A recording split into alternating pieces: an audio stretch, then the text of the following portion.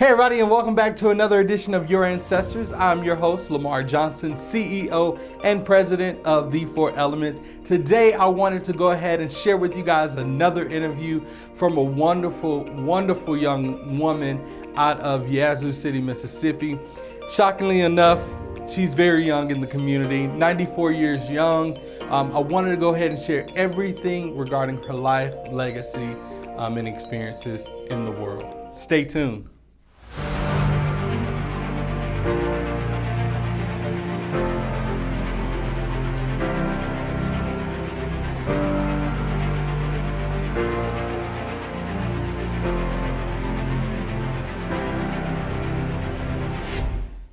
All right, welcome back, you guys. Now let's get into the fun part. You guys know what time it is. It's time to go ahead and get into these interviews. You see Miss Martha Shinal here again, beautiful 94-year-old woman from Yazoo City, Mississippi. Again, she would love to share you guys her story, her legacy, her experiences with the world. She's definitely funny. I had an amazing time interviewing Miss Shinal. I do want to go ahead and let you guys know before we get into this interview here, go ahead and hit this like button for me. And make sure you hit the share button, as well as the subscribe button at the top of this post. That allows me to post more content for you guys. Also, if you have any family members over the age of 65 that's willing and able to provide their story, their life, and their legacy, please have them to go to our website or reach out to me specifically, and we'll get something set up. Without further ado, Miss Martha Shinal. I'm Martha Shinal, born and raised around Clarksdale, Mississippi, from one plantation to another. I'm a sibling of a 10 family with my mama and daddy. But I can't tell too much about my daddy because I was quite small when him and my mama separated. He went away. You never see him no more. And my mama raised us. It was 8 children. It was 8 of us, 5 girls and 3 boys. And I'm the last living relative of that family. I have some nieces and nephews somewhere in the world, I don't know.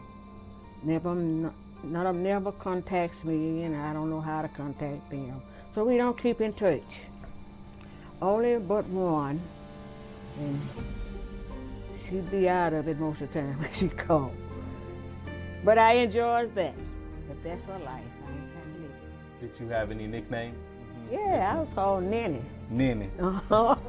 Everybody around home know me by Nanny. Nanny. And where did they get that name from? I don't know. They just. I don't know if they got it from my mama. Ever I've been big enough to know that's my name, Nanny. But when I went to school, started school, that's what I told the teacher my name was.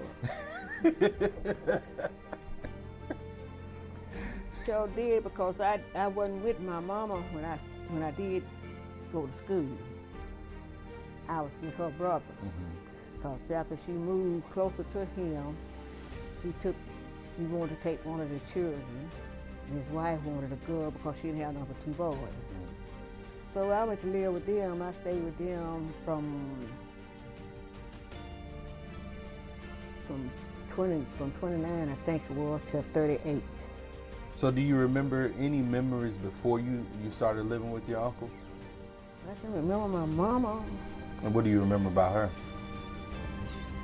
She was going from place to place with us, trying to take care of us. And we lived, I can't tell you where we lived at in them different places, but I can remember her moving from one place to the other.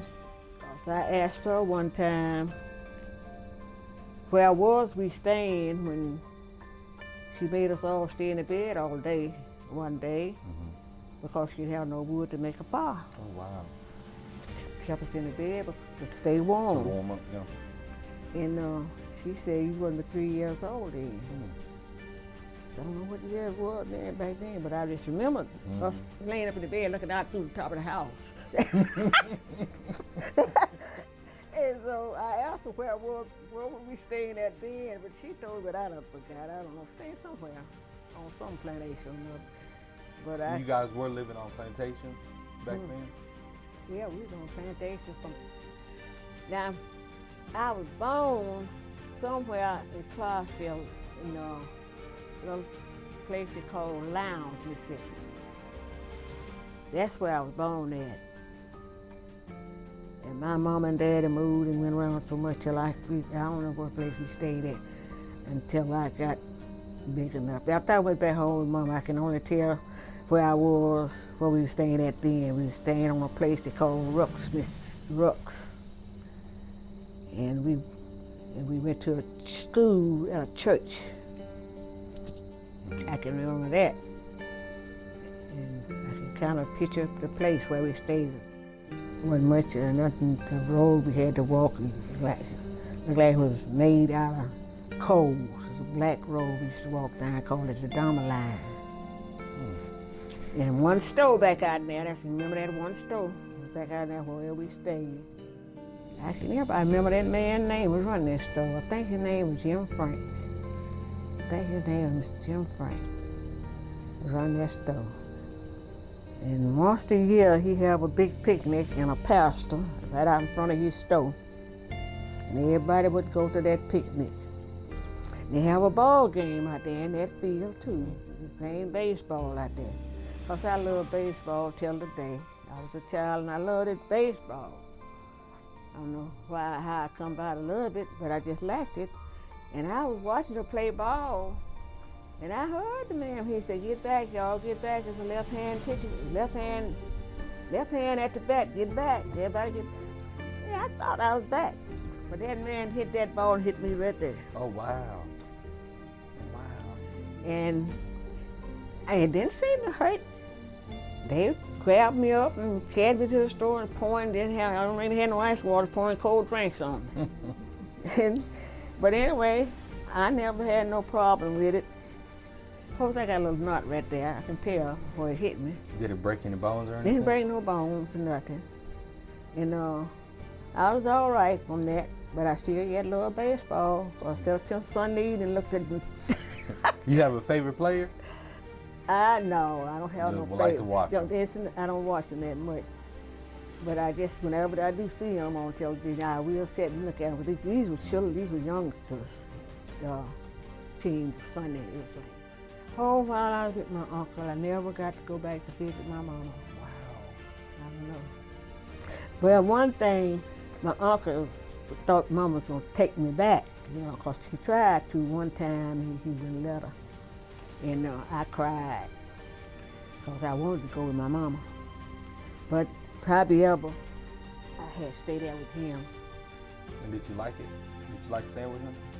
In a way I did, because the little education that I got, they give it to me. I didn't get any with my mama. None of the rest of them didn't either. And so I appreciate that part and I didn't get to go to school too much. Now, biggest my education, I got it around the fireplace. Now, his wife, she was educated, and but she was blind. She went to school for Braille. Braille. And but she was educated because my uncle, when they got married, he couldn't read or write. She learned him. And so that's how I got what education I got. Because when I did go to school, I didn't get a chance to go that long. Was about, I didn't even get through second grade. I didn't even get promoted to second grade. And that's when I appreciate what they did, because they gave me what learning I got. And during that time, did you have to do any work or chores around the house or on the plantation or anything like that? Well, I would help my aunt around, because she could do anything she wanted to do, but she had to have somebody to tell her right side from wrong, or, not to get and she could cook, she could do everything she wanted to do. She could even sew. Oh, wow. And she got a sewing machine, looked something just like that, and sitting back there. She sewed on me. She couldn't thread it. Somebody had to help her with that? She had somebody to thread the needle for her, And She was good from there. she would go by pinning pins on the right side, and then she'd know right side from left side of the material. And she was a good soul seamstress. They taking care of me real good while I was there. They did things for me that Mama couldn't do, because with 8 children, she couldn't do much and didn't have a steady job. When she was just working here in Yana for different white peoples. And I did the same thing in my lifetime. That's kind of what God did this time. What type of work did you have to do? Cooking, washing, ironing, scrubbing, cleaning. That was for when you were working on the plantation? Yeah, when we was making the fields on plantation.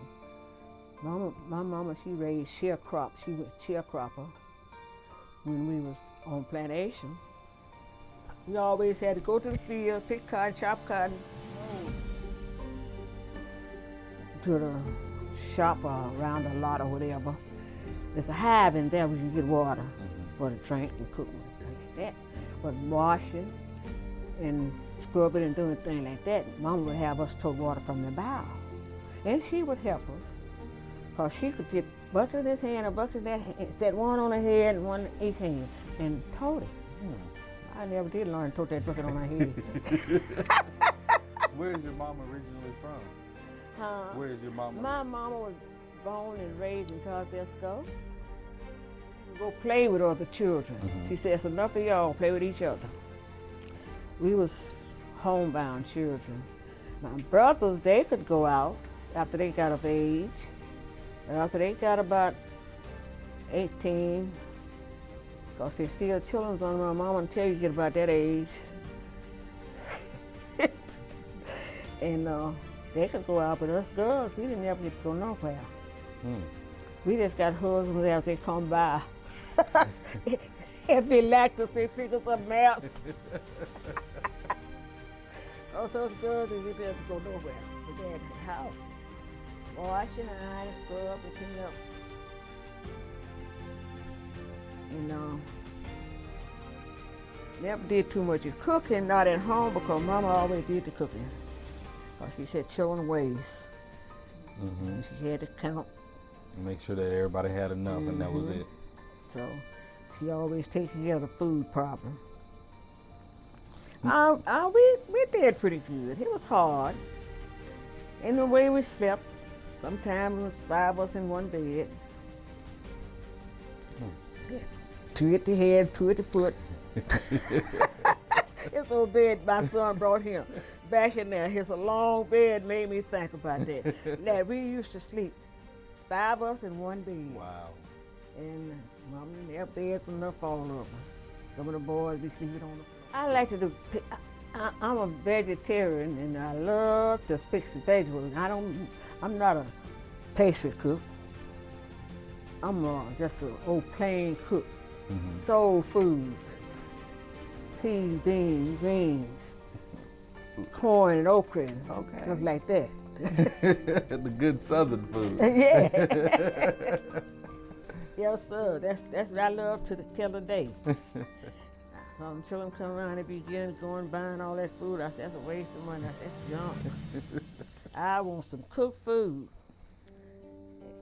So that's what I did after I got here. Most people found out I could cook that, and they laughed at that. Because most of the white people I cooked for, that's what they kept me there, because I could really cook that vegetable food.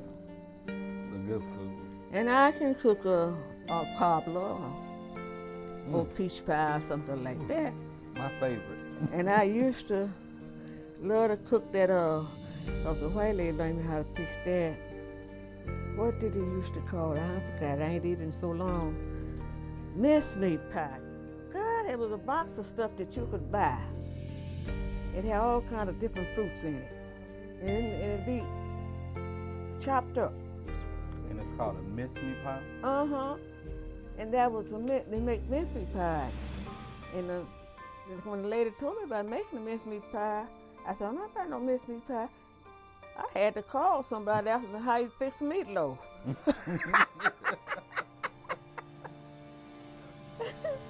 So, even say that I didn't know how to fix. But after I learned, then I can do it. I couldn't fix a mincemeat pie now, because I ain't fixed it in so long. I married in Clarksdale, Mississippi, 1941, the 7th day of December. That's the day that they bombed Pearl Harbor. I won't forget that. We married that Sunday evening at 5 o'clock. My husband, he was born and raised here in Yazoo City from one place to another. But he was there visiting his brother. And me and him got in contact. We got married. How long were y'all talking before you decided you wanted to marry him? About a month.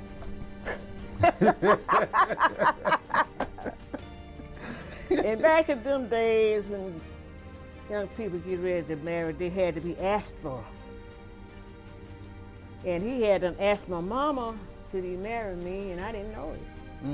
I didn't even know he was thinking about me. Because when he come to our house to visit us, he mostly sat in the room with my mama, talk to her. I guess he was gaining her influence. So then, when my mama told me that he wanted to marry me, I said, he never even said nothing to me. Mama said, that's what he told me, that he would like to marry you. I said, oh well. I said, he sure had asked me. So the last 2 or 3 days later, I got a letter from him. He didn't ask, sent me a letter. And that's the way we coded through letters. For about a month, or it might have been a little longer than that, I was just saying, it's been a long time ago. We got married. And we was together 10 years before we owned any children. So we've been here ever since. Me and him was married 33 years before he died. In your life right now, up till now, do you have any regrets? No, I don't. I have a lot of wishes in my life. Tell me Wish a that little I bit had of some those. sisters and brothers, somebody I could visit, somebody, you know, closer to me. I don't have nobody closer to me. Right now, I don't even have a child close to me. All of them is away. 'Cause I got my son, he in North Carolina. And I had 2 sons, one died, lost my oldest son. And that my one daughter stay in Louisiana and 2 in Texas. So that's the crop of our children. How did your son pass? Well, I tell you the truth, I don't know. I really don't. And he was here in Mississippi? He died here. He married a woman. I don't know. She didn't even let us know he was dead. Put it on Facebook, that's the way we found out he was dead. Oh, wow. His son in Chicago. See it on Facebook, that's how we found out he was dead. And she had him cremated. So she didn't bring him back here or anything? He was here. They was here. Oh, they were here. They was him. The funeral home where she carried him to, because his cousin, after she found out he's passed, she went to call in different funeral homes to see where he was, see who had his body. And Scott had his body. And she talked to whoever was there, wasn't on the manager of the funeral home, but she talked to whoever was there. The letter that she gave them, that he didn't have no relatives. Because she was right here when she called and was talking to him. She said, she told him on the telephone, she said, well, that's just a lie. She said, because I'm his cousin. And said, here's mama sitting right here. And the man was amazed at that when she told him. So I really don't know. If you could, if your family was watching this, what would be one thing that you want to tell your family that they don't know about you now?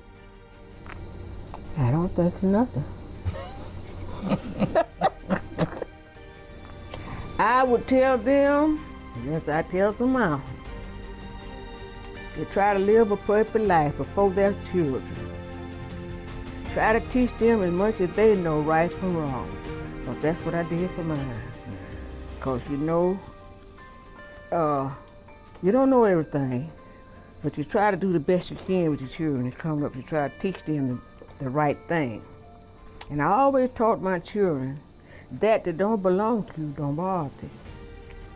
And that is not worth asking for if you want it. It ain't worth having.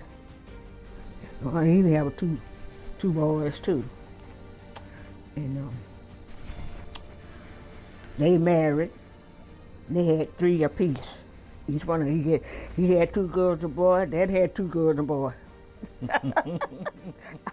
They try to do. I tell them they try to do the same thing. But them too. So they got to fight one day out there. We was having my birthday party. And they got to fighting out there. I said, what the world is y'all fighting for? I was over here cooking. And the oldest one, he married before the youngest one. Got a baby before the youngest one. The baby was him. And she the one come in the house and told me they was out there fighting. And I was cooking. I had some chicken on the stove, frying some chicken. And HT and them was over at the hut, because that's where he was gonna have a birthday party at. I walked out the house, forgot the chicken was on the stove. And when they see me coming across over there, they separated. I said, don't go the other way. I said, y'all better come here. Come here to me. They both turned around, coming back to me. I wonder what y'all fighting for. I said, ain't but 2 of y'all. And I said, y'all should be lovely, not fighting. I said, what's you fighting for? I said, you grown, he grown. I said, he got a baby, you got a baby. I said, what you fighting for? And I don't think he fit no more after that. Because HT was over there, because the little girl, she was big enough to talk and going running across the street, because she run in there and told him that her daddy and uncle was out there fighting. And he was gonna come out. He started out there, but when he seen me, he turned around and went back. So then nobody said unto him but me. And he said, oh, out there, mama out there, I ain't going out there. Turn around and back up in the hut. So that's all I'd have to try to teach you right from wrong. And above all, give the Lord some of your time. Because that's who's keeping you. And you need to give him some of your time. Don't give all your time to the devil. I didn't give all of mine to the devil. I ain't saying I didn't do things that wasn't right. Yes, ma'am. But I still give some of my time to the good Lord. That's what we need to do. So that would be the advice I would be advising them. I have seen a lot of funny things in my lifetime. And I have laughed a lot. Laughed so much until people liked to hear me laugh. Because my husband's cousin, wife, we was visiting down at my son's house. Asked us down there one time, dinner. We was all out there on the back porch, and it was just that, my son's dad-in-law was there, and he was telling things, and I was laughing. And his wife was up in the house. She come out there, she said, I love to hear you laugh.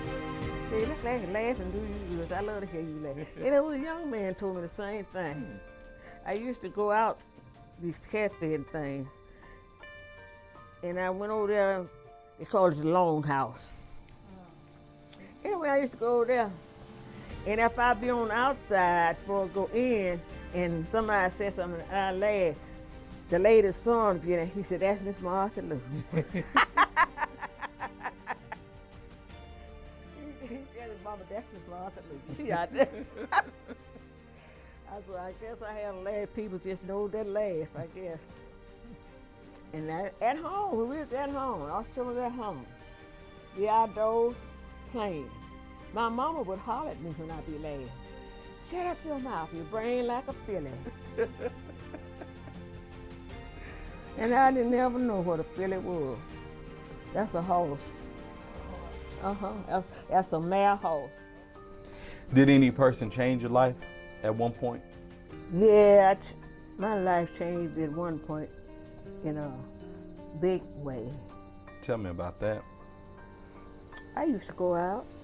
I used to drink whiskey. About every weekend. But I changed that. I didn't have no children. Nobody but me and JT. He's going out, I go out too. He drink whiskey, I drink whiskey too. But I changed from that. After I owned children, I come off of all of that. Going out.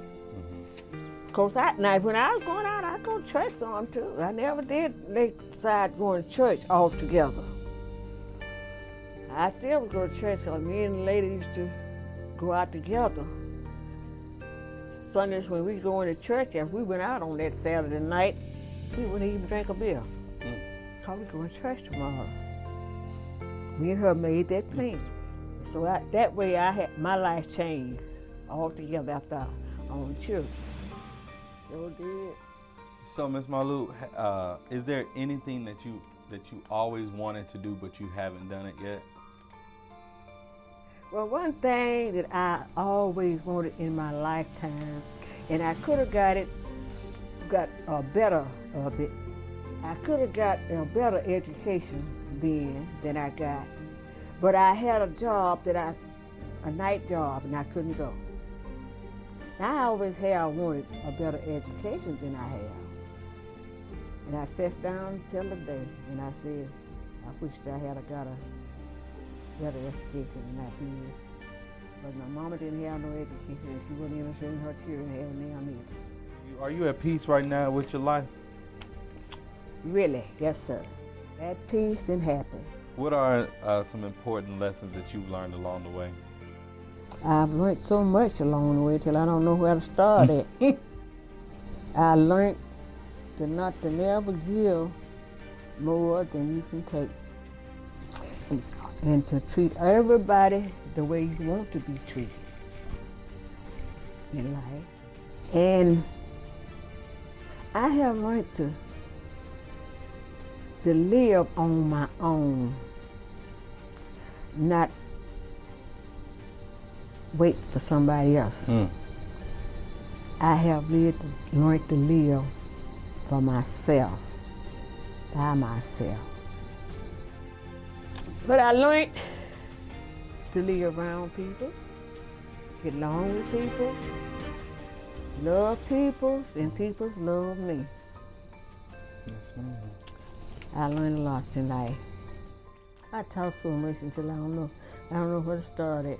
Because it was two young people was visiting over there just about, a week ago.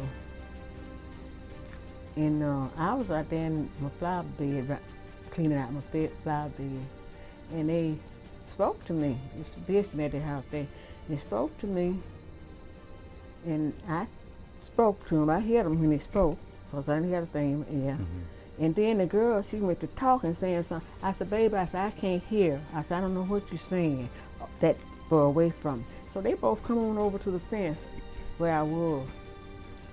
And they were standing there, a young man and a lady. And they seemed to be Christian people. And they sitting there, they just talking. And they told me they made themselves acquainted with me. And then they were standing there talking, and I said, did y'all go to school here? And the boy said, yes. Then I looked at him, I said, well, I started to say you ought to know some of my children. I said, but no, you wouldn't. I said, because you ain't old as my children. I said, because I know you ain't no 50 years old. He said, no, ma'am.